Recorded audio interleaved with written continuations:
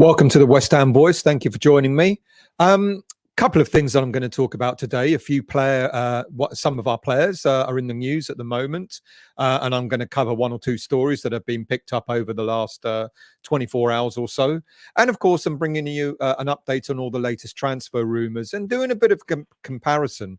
We seem to be in for quite a few left-sided players, so I'm going to do a comparison on some of the most topical ones that are in the transfer news at the moment.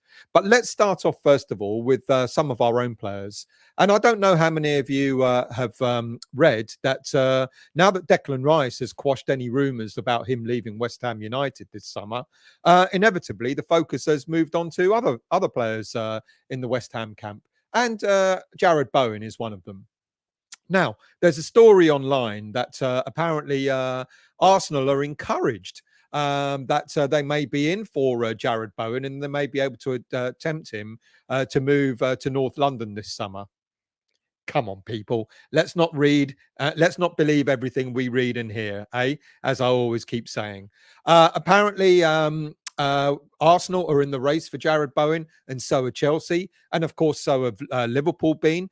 But are Liverpool still waiting in the wings? Well, Jarrod, if you need any more proof that Jurgen Klopp doesn't quite fancy you more than any other player, you've only got to look at him signing Nunes over the summer transfer window above you. But to be quite honest with you, I'm not that bothered. I'm not that bothered that Klopp has gone for Nunes instead of Bowen, because Bowen is not available for sale. And so Arsenal being encouraged in some way seems to be a bit of an odd story that's lurking around at the moment. Look, we know that West Ham United are going to offer Jarrod Bowen a new contract when the transfer window shuts. He's already on about £65,000 a week, or give or take, plus bonuses. It could be that he may be our next £100,000 a week player with bonuses as well, and deservedly so. So don't worry, people. I know what the stories are out there, but it's highly unlikely that Jarrod Bowen is going anywhere soon. It may be what Jarrod needs to do is the same as what Declan did, give social media an interview in order to squash all the rumours that are knocking around. But it was an interesting little one, and I kind of giggled when I saw the story that popped up. Next up is Nikola Vlasic. Now, look, another story that appeared last night. This is Thursday afternoon, by the way. So when I'm talking about last night, I'm talking about the stories that appeared in the press on Wednesday evening.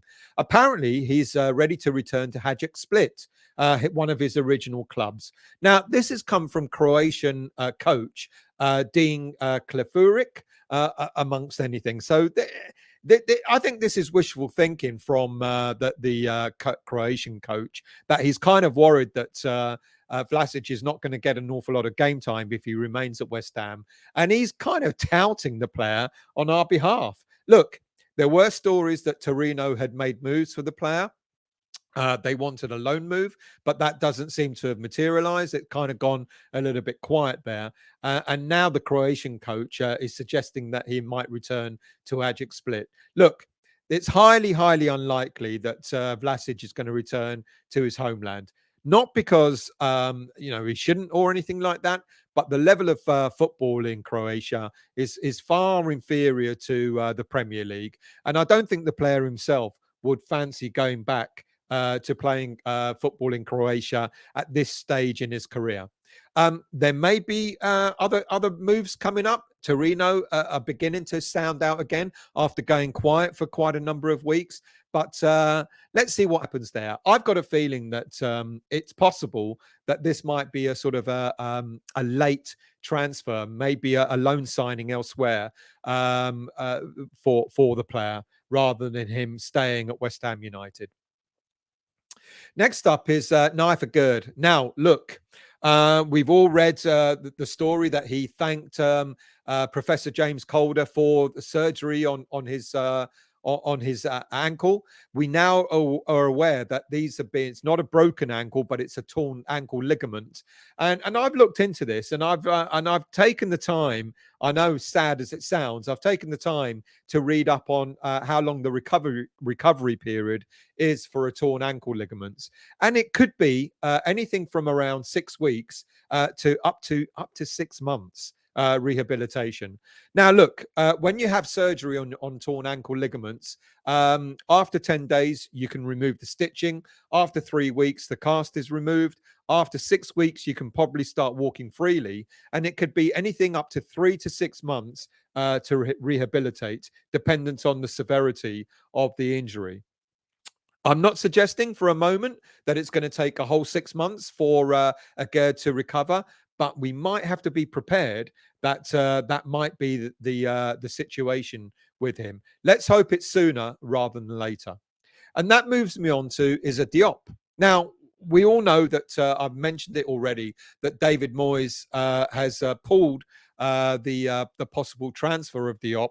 We're aware that Fulham were interested in the player, and they made an offer of something like £12 million. Now, we want something nearer 17 to £20 million for the player. And I think that's fair enough. He's only 25 years of age. There is a decent player in there. And I think looking for more money rather than the 12 million that's been offered, I think is reasonable. Apparently, there was a bit of a fallout between him and Moyes before the Luton game, which is why he wasn't available. There was a suggestion that he might have been carrying a knock, but now we're hearing stories that perhaps Diop was unhappy with the situation. Him knowing that he's going to be fifth choice when Aguerd is back, but now that Aguerd is out injured for a considerable period of time, could it be that Diop might feature more in the first team? Look, he knows he's not first choice. He knows he's behind Dawson, Ogbonna, and Zuma, and that's even before Aguerd is back from injury. And I think it's only right that David Moyes might want to consider keeping Diop as cover. Will he feature at our last game, pre-season game at Lens this coming weekend? I guess we'll find out. But that then leads me on to all the transfer speculation that's ongoing. And again, looking at centre backs, we've been linked again to Abdou Diallo of PSG. He's it's interesting journey for Diallo. He's played. He moved to PSG a couple of years ago, 2019, after moving from Borussia Dortmund. And interestingly, he moved from Borussia Dortmund because he wasn't getting enough game time, and he was looking for a move that might give him a little bit more game time. But that hasn't materialised at PSG. He hasn't really played that many games. He's made something like 75 appearances over 3 seasons for the French club. Last season alone, he made just 16 appearances in total. So, despite the fact that he moved from Borussia to get more game time, he hasn't quite got that, and he's almost like the forgotten man. Now, there was a rumor that David Moyes is going to look at potentially top players around big leagues or big clubs, should I say, that may be trying to get them on loan. And I dare say that perhaps Diallo might have been one of those players that Moyes might have had in mind, especially with the injury to Aguerd. And maybe, just maybe, he wants to approach PSG, looking to maybe bring the player in on a loan signing. But it looks like PSG are looking at selling the player for something like around £17 million. And just again, maybe that sort of amount of money might tempt West Ham into actually looking at buying the player rather than looking to loan him. Interesting? Absolutely. Now, I thought maybe that he would also be a good consideration to play at left back as well. Left-footed, left-sided central defender. But it seems that this might not be the case because Diallo, one of the other reasons why he left Borussia Dortmund is because when he did return from a small injury, he didn't quite make it back into a central defensive role. Instead, he was played at left back, and he doesn't favour that. He doesn't quite like playing in that position. So this could be a straight sort of replacement for the injured Aguerd as a central left-sided defender. And if that's the case, if we are really interested in the player, then that might trigger the move for Diop to go to Fulham or elsewhere. He's a good player. He's a modern type footballer. He can carry the ball out from defence. He's got good average stats for the amount of games he's played, but he's just not getting the amount of game time that he thinks is worthy of his stature. He's a good player. He's a good player. So it'd be interesting to sort of look out and see what happens with that one moving forward. Right. So we've had quite a number of players in the left midfield, in the left side of defense, midfield, attacking midfield role. And we've got quite a few players that we seem to be interested in. Dwight McNeil, his name has popped up yet again. In an interview on Wednesday, new Burnley coach Vincent Kompany admitted that there was interest in Dwight McNeil as well as Maxwell Cornet. But you wouldn't expect Kompany to sort of name the teams that are interested in the players. But it's interesting that he has come out and said that he may look. It looks like he may lose both players before the summer transfer window is shut. It's common knowledge that West Ham United have been linked to both players, but how far up the pecking order they are behind Filip Kostic, we don't quite know. My understanding is that Kostic is the main target, but if we don't get Kostic, could Dwight McNeil or could Dwight McNeil or could Maxwell Cornet be the alternative options? Look, McNeil. He was in the youth system at Man United, moved to Burnley in 2014 at the age of 14. He made 147 appearances for Burnley and notched up 7 goals with 17 assists. He's also represented England at under 20 and under 21 level, playing 16 games in total. He can play as a defender. He can play as a wing back. He can play as a left midfielder. So, there is an option there. 22 years of age. He's still got quite a lot of years ahead of him. And the next one is obviously Cornet. We've been linked to him before, and that rumor is now beginning to build momentum as well. Look, another very decent player. Cornet. He moved. We were linked to him this time last summer when he was still at Olympique Lyonnais, but it turned out that Burnley got in for him and managed to attract him to the Northern club. Look, he's been quite decent for Burnley last season, making 29 appearances, scoring 9 goals and 2 assists. Look, throughout his career, one interesting thing with Cornet, he's a very, very versatile footballer. Throughout his career, he's made 34 appearances as a left back. He's made 24 appearances as a left midfielder. He's made 61 appearances as a left winger. He's also played on the right side of midfield, 16 appearances, 54 appearances as a right winger, and he's also made 33 appearances as a striker.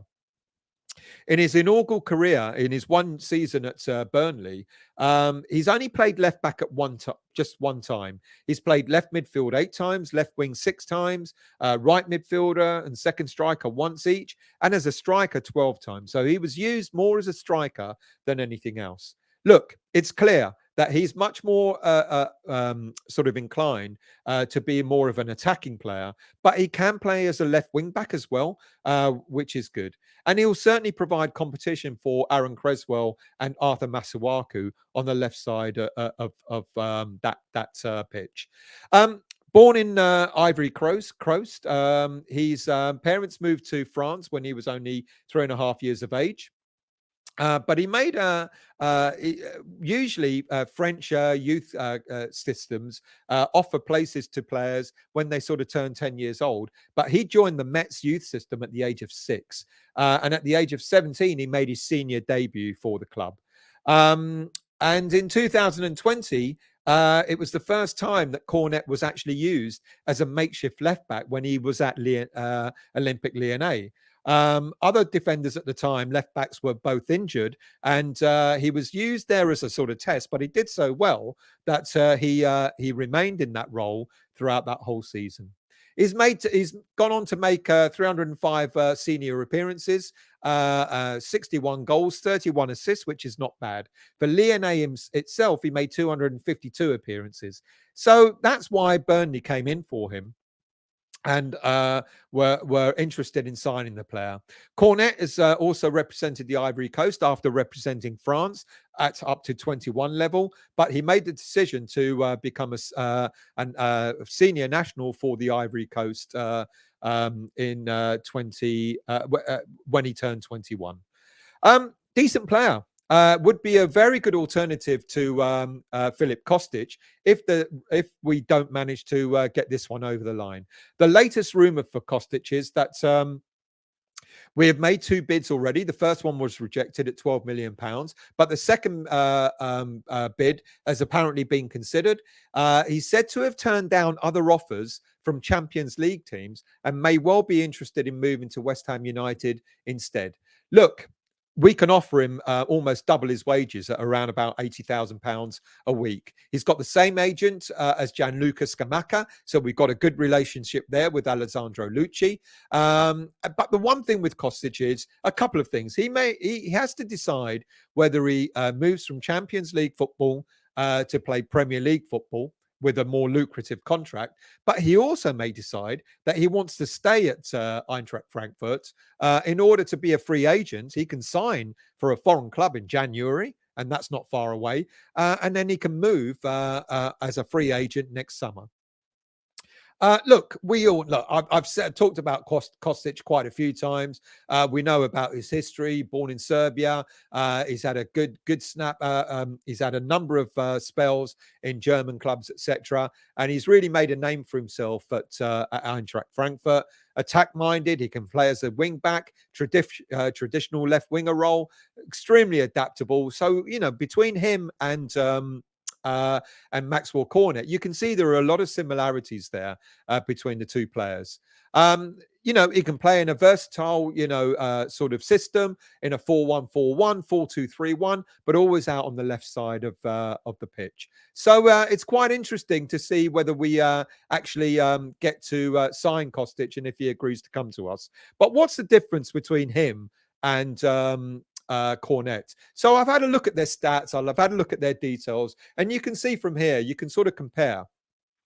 They're both versatile players, as I've already said, playing on the left side of midfield. They can play as attacking wing backs, as attacking left wingers, midfielders. They can even cover for the left back role itself.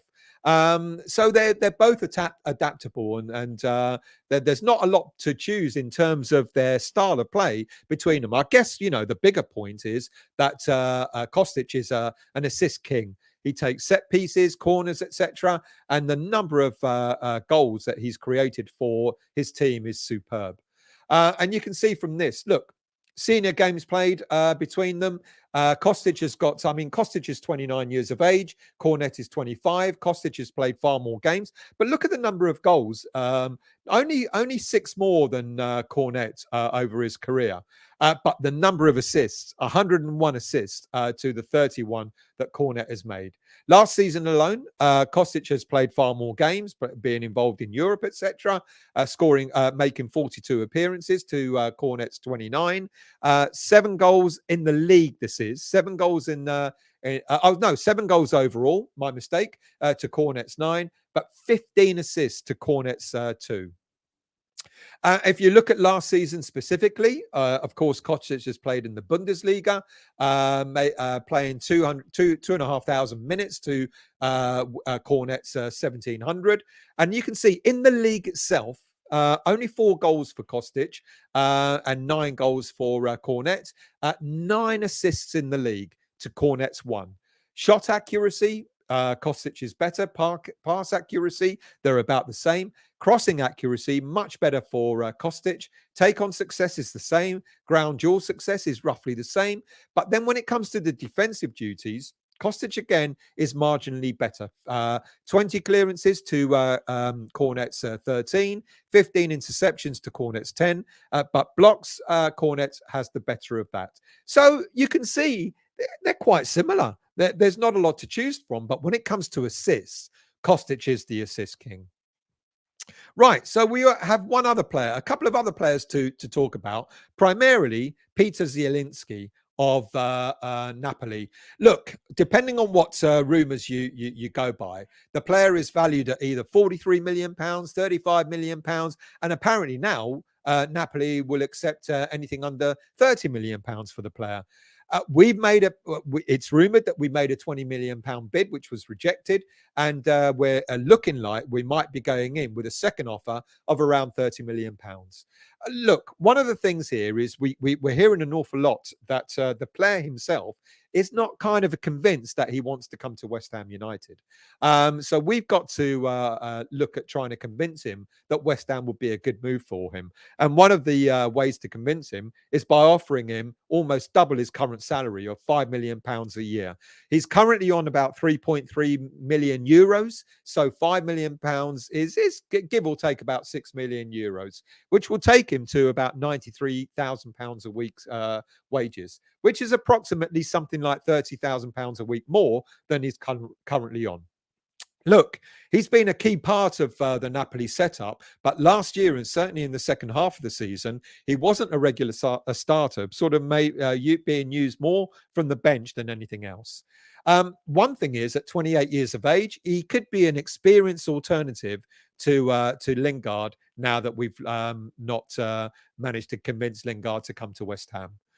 We know about his playing style. He plays in a midfield 2 or a midfield 3. He prefers to play on the left side of that formation. He's comfortable with both feet. He likes to cut in from the right. He's not really renowned for his defensive duties. He's much more of an attack-minded midfielder. He's got great passing ability, long and short range. He's good at carrying the ball. He's a good, aggressive, forward attacking midfield player. And he's been likened to that of De Bruyne of Man City. And like I said, last season, though, it didn't have such a great time because it was dropped from the starting lineup because of formation change, because of the coach there preferring other players. But Napoli are kind of they look like they're losing one or two players, attack-minded players. So it could be that he may be back in the reckoning with Napoli next season if he stays. Overall appearances, 367 senior career appearances, 45 goals, 42 assists, which is good. Last season, 42 appearances, 8 goals and 5 assists. Decent average stats, 50% shot accuracy, good pass success rates of 85%, 1.4 key passes in games, and a decent 47% take-on rate. And he's also a Polish international with 72 appearances and 9 goals. And I dare say Fabianski would have spoken to the West Ham about the ability of this player. So I guess we will have to see whether we can convince him that it's worth him coming to West Ham. But I'm kind of worried about the numbers the figures that are being quoted for this player. You know, how much we might have to pay for him, the salary that we might have to offer him. And at 28 years of age, it kind of worries me slightly that we may be paying a bit over the odds for a player of his age. Emmanuel Dennis, the rumours again have been suggested that we are in the running for this player alongside Nottingham Forest. Apparently, Forest have had discussions with him and they're looking quite reasonable. He's valued at about £20 million. Apparently, we've also had talks with the player. And the rumour is that Moyes still thinks he's one of our key targets. I think there seems to be a hierarchy here. I think Kostic is the one that we're kind of hoping to get over the line. And then on the left-hand side, if we don't get Kostic, then there are players like Cornet, etc. And it looks like maybe Zielinski could be potentially the main target. But if we don't get Zielinski, then maybe Emmanuel Dennis is one of the players that we might be looking at trying to tempt. Look, decent player, good clinical finisher. In the one season at Watford last season, in a struggling team, in 35 appearances, he scored 10 goals with 6 assists, which is not bad. And he's, you know, a bit differently from Zielinski. He does have the qualities to be able to drop deep, to help to recover the ball in order to sort of carry it forward and help out his defensive players. Look, He's a decent player, I think, Emmanuel Dennis. I think he'll certainly add something to West Ham United. So I guess we'll have to see what comes of that as well. And his teammate, Ismaila Sarr, apparently now we're looking at potentially having him as a loan signing, and this might be one of the players that we've been linked to as a loan. A decent player trying to resurrect his career, and maybe a loan signing might suit Watford and might suit West Ham United. Now, apparently, Watford want the money for him.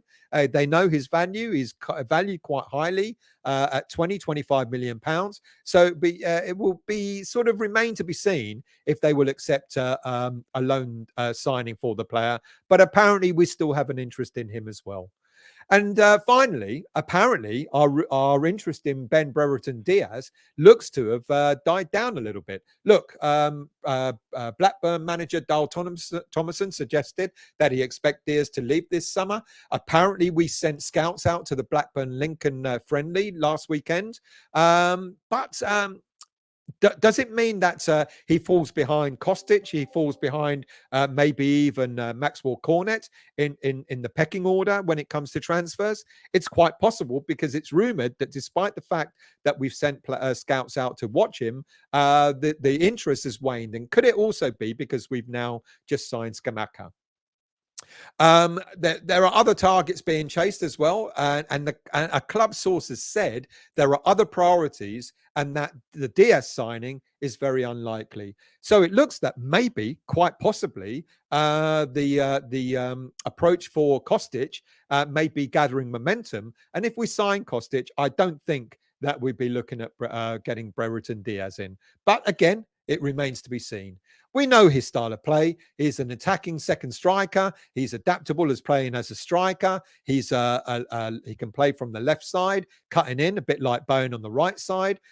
He's not a target man, but certainly as a second striker or as an attacking midfielder, certainly would be good. So I guess we'll see what will happen. He's had a decent record last season. Overall, I don't think his record is fantastic in his senior career. 184 appearances with 40 goals. But last season, indeed, for Blackburn, 39 appearances, 22 goals is certainly pretty decent. So that's the roundup for now. Do join me. I'm sure there are going to be other stories coming up, and maybe advanced stories over the coming days. And if they do come up, I'll certainly be updating you all on those. So thank you for joining. If you're new to the channel, do hit that subscribe button. And do hit the bell notification to alert you as to when I'm next on. And also, please do hit the like button. It helps the channel. Thank you for watching, and much appreciated. And I'll see you all very, very soon.